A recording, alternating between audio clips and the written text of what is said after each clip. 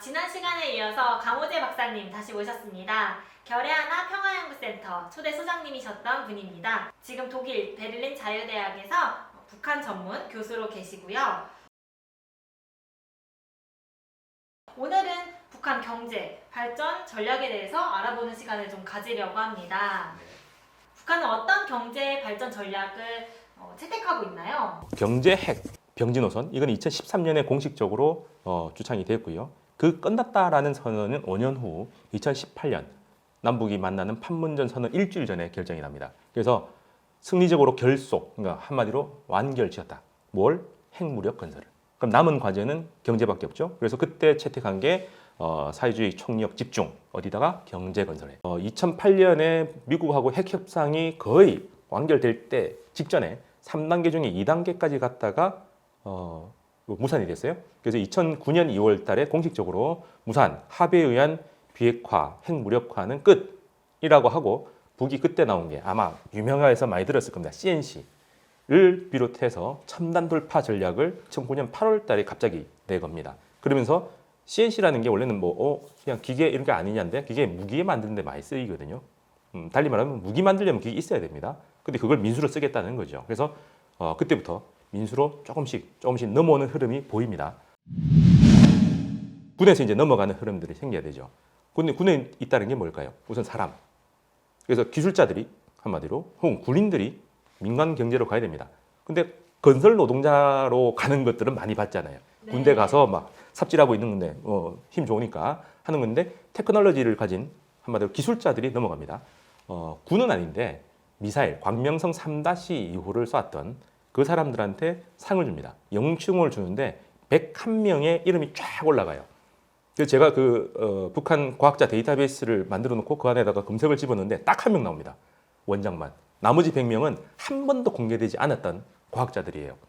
그 사람들이 이제 공개가 되는 거죠.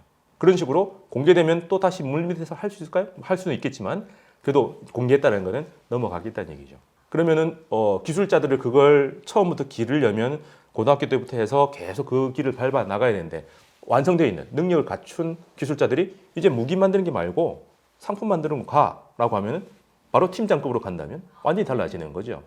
엄청 경제가 빠른 속도로 성장하겠어요. 그죠? 기술이 있으면 있을 것 같잖아요. 그래서 네. 그 노력을 하는 거죠. 군에 건설 노동자들은 그냥 놔둬도 되는데, 건설할 수 있는 사람, 테크놀로지를 가진 혹은 재능을 가진 사람들은 민으로 보내면 보낼수록 여러 가지 활동을 할 수가 있죠. 비행장을 아예 없애버리고 거기다가 남새 농장하고 양묘장을 만들어요. 굉장히 넓은 함경도에 있는 평야, 그 산간지대 평야가 많지 않을 텐데 평야를 비행장을 쓰다가 아예 다 없애버리고 큰 마을과 양묘장, 그다음에 남새 농장, 채소 농장이죠. 그것도 시설농입니다. 컴퓨터가 들어가서 막 작동을 해요. 그걸로 다 바꿔버려요. 그러면 군 무력 이런 게 좀 줄어드는 그런 건가요? 그렇죠. 실질적으로는 인력이든 자금이든 여러 가지 거기에 모여있던 각종 자원들을 줄이는 게 목표입니다. 근데 똑같은 시스템이었으면 줄이면 당연히 무력도 줄잖아요. 네. 그래서 재래식군과 전략군을 나눕니다. 그래서 전략군을 완성할 때까지는 돈이 많이 들어요. 근데 한마디로 핵무기를 만들 수 있는 시설, 그리고 그걸 만들 수 있는 공장, 이걸 만들 때는 돈이 많이 드는데, 시설 다 만들어 놓고 핵무력에 필요한 물질, 시설 다 만들어 놓고 나서 이제 배치해 놓고 있으면 돈이 많이 안 들기 시작하는 거죠. 핵무력 자체는 그 과학자 하는 이런 것들은 크게 많이 들리지 않는다는 거죠. 그래서 지금도 그 핵무력을 완성했잖아요. 그러면 이제 남아있는 재래식 군을 줄일 수가 있습니다. 지난해 북한이 경제 목표를 달성하지 못했다고 발표를 했는데요. 북한 경제에 차질이 생긴 건지 여쭤보고 싶습니다. 차질 많이 생겼죠. 코로나도 발생했고요. 그리고 대외 관계가 좋아질 거라고 봤는데 안 좋아졌잖아요. 그래서 전반적으로 목표 미달성을 인정을 했죠. 근데 그렇다고 하더라도 경제 노선을 바꿀 생각은 없는 것 같아요. 그래서 이번에는 보완과 보강 이런 식으로 수정하는 정도로만 가고, 원래 가졌던 지향, 7차 당대에서 나왔던 미래 비전은 그대로 유지가 되고 있습니다. 그래서 목표치는 혹은 목표치에 대한 준하는 목표 지점은 그대로 두고 방법을 조금씩 달리하는 정도, 수정하고 보완하는 이 정도 수준에서 다시 5년 계획을 짠 거죠, 요번에. 그래서 아마 5년 후까지는 자기들이 원하는 목표로 가려고 여러 가지를 조정하고 있는 수준입니다. 그래서 저 위에 단은 그대로고 밑에 실행 단원에서 조금씩 수정하고 있는 상황이죠. 이 자력갱생, 자급자족에 대해서 설명해 주시면 좋을 것 같아요. 그럼 자력갱생, 자립경제는 시대마다 달라집니다. 옛날 같으면은 60%, 70% 논쟁이 있었어요. 자력으로 할 수 있는 걸 몇 프로까지 해야 되느냐? 우리가 스스로 하는 걸 몇 프로까지 해야 되느냐? 60%야? 아니야, 70%야? 논쟁이 있습니다. 예, 외부의 환경 따라 달라지죠. 근데 지금은요, 거의 100%를 추구하는 것 같아요. 이게 가능해라고 하는데, 불가능하긴 하죠.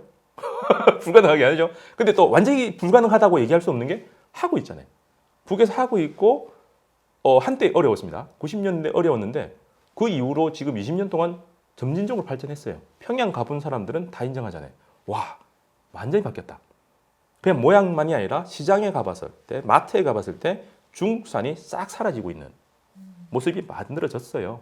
그래서 이건 안 되겠지 했는데 또 남은 안 되겠지 했는데 우리는 작년에 엄청나게 추구했습니다. 작년, 재작년에.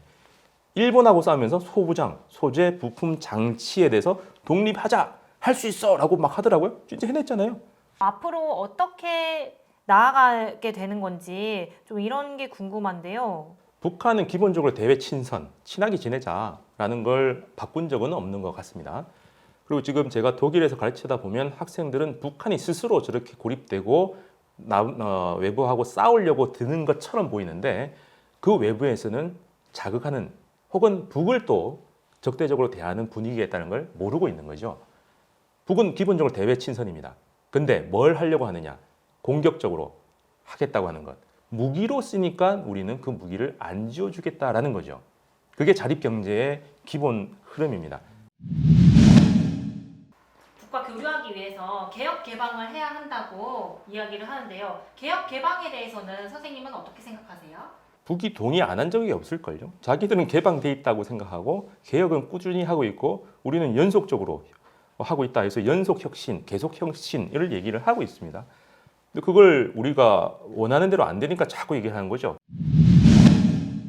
제가 생각하기에는 우리가 원하는 방식이 시장화의 관점 이런 게 아닌가 좀 싶습니다. 원조, 자본 투자 이런 식으로 많은 기업가들이 북을 바라보고 있지 않나 전 좀 이런 생각이 드는데요. 북은 근데 시장을 활용하고 있어요. 북한은 사회주의를 지향해서 사회주의의 여러 가지 요소가 있는데 시장을 사회주의 경제가 돌아가는데 활용하자라고 하고 있기는 합니다. 그래서 기업의 자율성이 굉장히 커지고 있고요. 그다음에 국가의 통제를 강화하지만 통제하는 게 시시콜콜하게 다 하는 게 아니라 전략적인 방향으로 통제를 하는, 조정을 하는 뭐 그런 정도로 바뀌고 있는데 남쪽에서 보기에는 또 계속 불만이 크죠. 외부하고 우리한테 손도 벌려야 될 것 같은데 손도 안 벌리고 이상하죠. 네, 마지막 질문 드리고 싶은데요. 남북 교류나 남북 협력을 해나가는 데 있어서 우리가 평화 번영으로 가려면 어떻게 해야 될지, 어떻게 해나가면 좋을지 여쭤보고 싶습니다.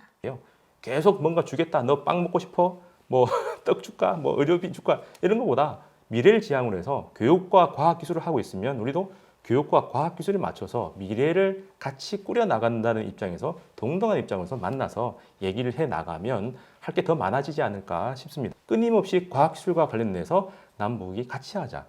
그럼 과학 기술 나오니까 또 누구는 북에다가 테스트 베드를 만들고 뭐 이렇게 시험 삼아 뭐 하는 걸 자꾸 갖다 놓으려고 해요. 거기 미개인이 살고 있는 혹은 황무지가 아닌데 사람이 살고 있고 그들의 제도와 문화가 있고 열정이 담겨 있는 곳인데 그걸 갖다가 우리 마음대로 하고 싶은 그런 곳을 만들어 그런 생각을 하고 있다는 거죠. 그래서 이건 아닌데. 그리고 남북 교류 협력이 되면 또 쌀 갖다 주고 빵 갖다 주고 이 생각만 하고 있는 거죠. 그래서 저는 그런 거 말고 좀 더 건설적으로 북한하고 우리하고 같이 할 수 있는 게 뭔가를 찾아 나가고 특히 제가 계속 강조하는 과학 기술을 가지고 해야 미래가 연결이 되니까 그쪽으로 같이 나가자. 이런 게 되면 좀 더 얽히고 설켜지니까 핵무기, 그 무시무시하다고 핵무기도 위력을 잃게 되지 않을까. 그게 제 제안입니다. 네, 강호재 박사님 2회에 걸쳐서 출연해 주셔서 너무 감사드리고요. 북한 핵 무력부터 시작해서 경제까지 많은 거 배울 수 있는 시간이었던 것 같습니다. 네, 감사드립니다. 그럼 저희 마무리로 결례 하나 하면서 마무리하도록 하겠습니다. 결례 하나.